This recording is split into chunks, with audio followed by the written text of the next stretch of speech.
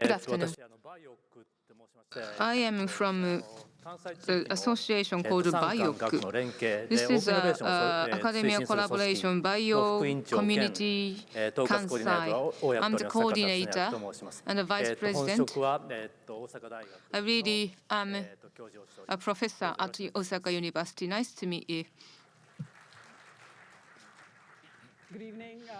My name is Indraneel, CEO and co-founder of Docquity, and it just gives me a way big amount of deja vu to be back here since 2017 when we were a 4-member company, and now coming here with a team size of over 300 people working in about 7 countries. So really appreciate the effort the Hack Osaka team has given us, and we hope to kind of fulfill that promise. Thank you so much.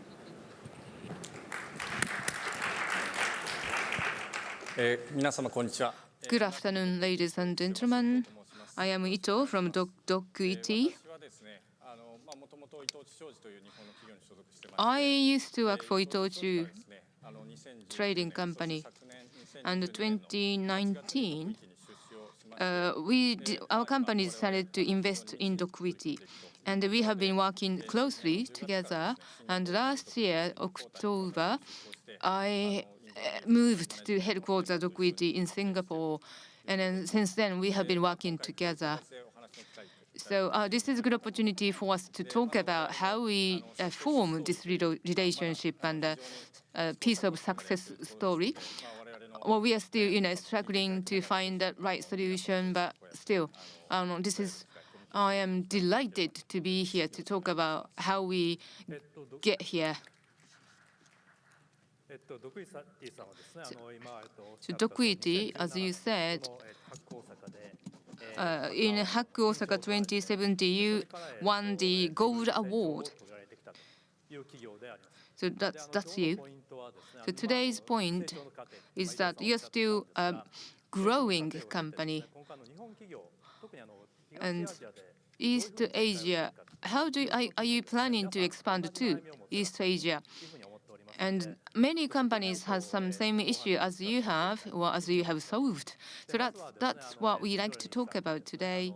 So Indraneel-san, your company, Docquity, what is the strategy, growth strategy? Please tell us. Okay, should I just use the slides? Yes. Can. I think the company, really as a company, we started back in 2016 and 2017, which was really our first year of operation. And our goal was very similar at that point in time, and it still remains very, very true at this point in time as well, which I'm very proud of. And it was really about how do we really start to connect doctors, globally and at scale, so that that discussion between those doctors can help other doctors to learn from them and be able to serve their patients much better. And I've seen a lot of these, fundamentals, specifically in my own personal life, where I see, combination of doctors speaking actually help to save my own father's life, and that has been a motivating factor for Docquity, ever since. So when we talk about from a region perspective, yes, we started in Southeast Asia, but from a goal perspective, I think we are going much. We actually want to kind of get into multiple geographies so that we can drive these kind of patient outcomes at scale. And Japan, sir, from our perspective, it's a very, very important market, and especially with the kind of collaboration that we are getting from companies like Itochu and some of our other investors here also based in Japan, that story is really slowly starting to kind of evolve. To kind of maybe just before that, I just wanted to kind of get a little bit of, give you a little bit of an idea of, where we are, how we started. Today, back in 2017, I think we were at about 30,000 doctors who had joined the platform at that point in time. And we were a 1-country operation. So we were starting and we were working only in Indonesia. And by all the support that we have got from our investors, from our doctors, and specifically the team that Docquity has been able. Right now we are working in about 7 countries with almost 72% of all the doctors in this region who are now collaborating with each other to help to drive patient outcomes towards their patients. And I think that's one of the fundamental success goals that we believe that we can really create. One of the other things which we also learned that while collaboration was very important, education still remains one of the very, very important aspects. So while we are a health tech company, but we are kind of molds of an health platform, but the core technology is really about professional networking and education technology. And in Southeast Asia, we have become the largest digital medical learning platform for doctors and we are partnering with a lot of academic institutions specifically to bring those education back to these doctors at a real and a continual space. And this has been fundamental because when we started working with the academic institutions and the universities, we were able to kind of bring that knowledge, and then we started to work with the commercial enterprises like the pharmaceuticals, the medical device companies, the biotech companies, and we are working with almost 100 plus of these biotech companies and pharma companies in the region. And one of our core goals, sir, as you were just saying, is Japan, from our perspective, is one of the world's leading, medical system, around the world. And if you look at, the knowledge dispersal that can happen from Japan, and that can actually start to influence a lot more of the doctors around Asia to begin with, I think the potential is just fundamentally high. And I think that's where Docvity really starts to focus on. When we try to build up this partnerships with companies like Itochu in Japan to be able to get that information and being able to kind of bring it back to a mass number of doctors, over 400,000 doctors, who would actually be able to drive those advanced treatments back to their patients.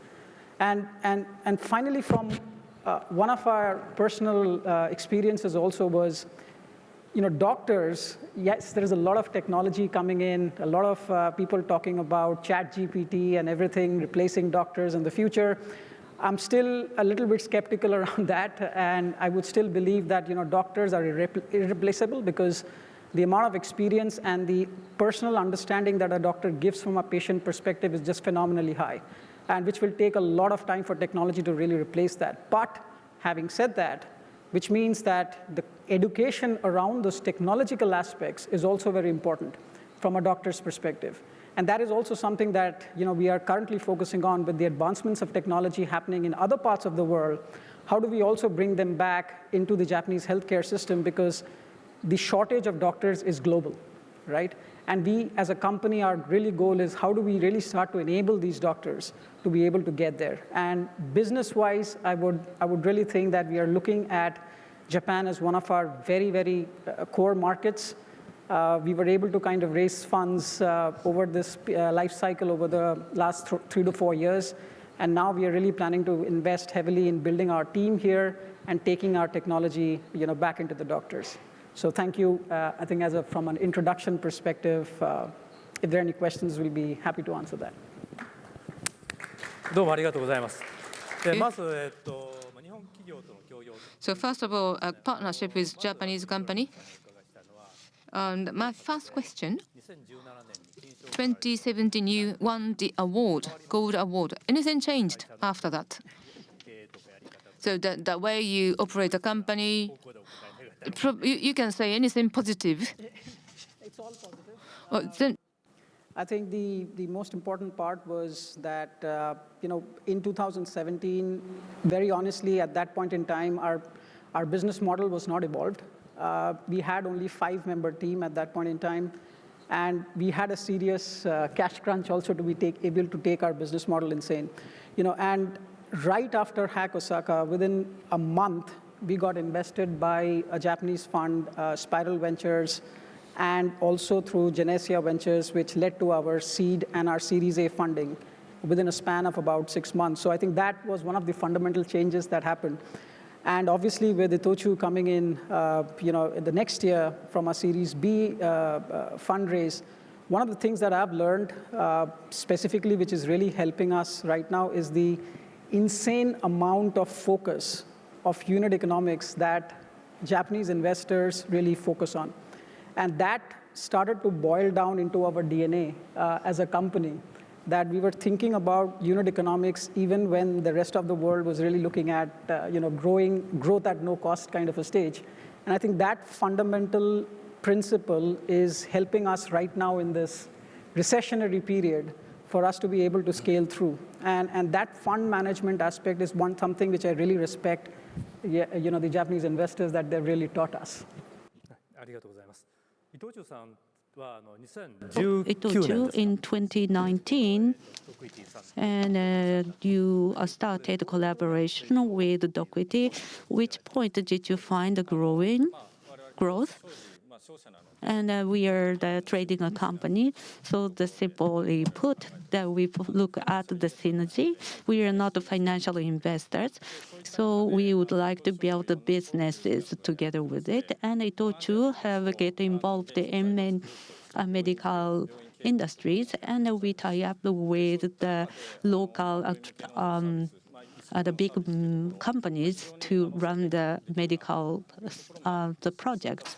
And then we became interested in this company because they have a connection with doctors since 2019, and Docquity in Indonesia, and we were and Docquity presented the e-learning system to the hospitals in Indonesia. Through this e-learning, the doctor's knowledge would be enhanced, and which resulted in the financially better, and also the win-win relationship, and also the value up was brought to the companies Itochu have invested in. So, and we decided to make an investment into Docquity. So, and I asked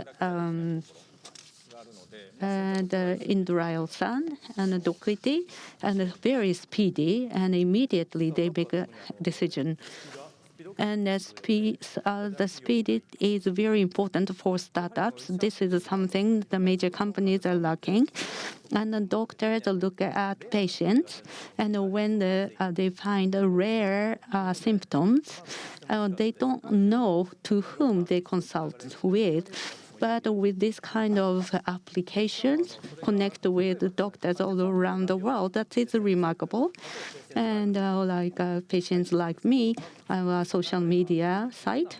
And if they connect, or patients or doctors can connect, and doctors can save many patients around the world. So we have only 2 minutes left. So we'll sum up, draw. And a collaboration with a Japanese company in Osaka or in Japan, it sometimes is very difficult, especially Japanese companies are very conservative, and Japan is heavily regulated countries. So I have a questions, and the first one is, do you have any points that you can do business easier in Osaka than the rest of the area?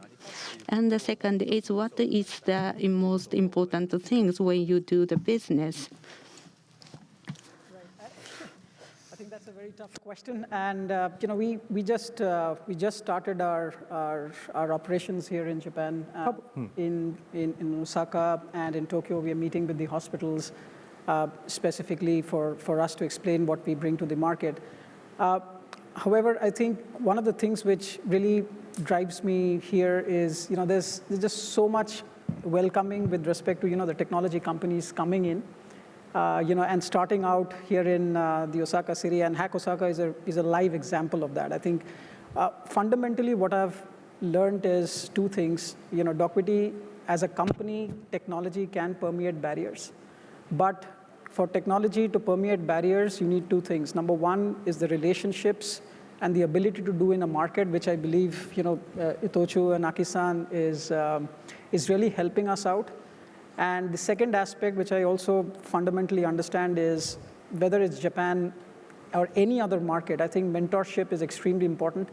And as a startup company, one of the things we are looking for very specifically is how do we help and bring such mentors, into Docquity who can really help us to understand what is the real local need within Japan. And I think that's where events like Hakusaka, for example, really helps us. Professor, we met you here, and I'm saying this on stage. We would really like to look at and understand from you how do we really build a business here in Japan and in Osaka. やはり今日の朝から議論されている。 So as we have discussed it early in the morning, that Kansai is a very open-minded area, and everything is a welcome atmosphere in Osaka. So this is a very good atmosphere for the startup to come in. And the second thing is the most important thing for the startup is mentoring. And the mentors who have a great knowledge in the local market and built the good relationship, the win-win relationship. And now I understand that you have the great relationship with Itochu. And Itochu is also built a win-win relations, right? Not only Itochu generating profit, right? Yes. Of course, win-win relationship. And Docquity is still startup. And now we have 350,000 people, doctors or the medical practitioners participated in, and we can do many more things. And in this April, the JETRO is going to plan and create. We are discussing that what we can do with 350,000 people. So, and we would like to conduct the activities that everybody can have a benefit. So, I think IT professionals and patients' images are personal information. It's very secret. So we need to sense of security to deal with those kind of information. So I would like to create the mentor groups, and from Osaka to and South Korea and to East Asia, I would like you to expand your business. Thank you very much.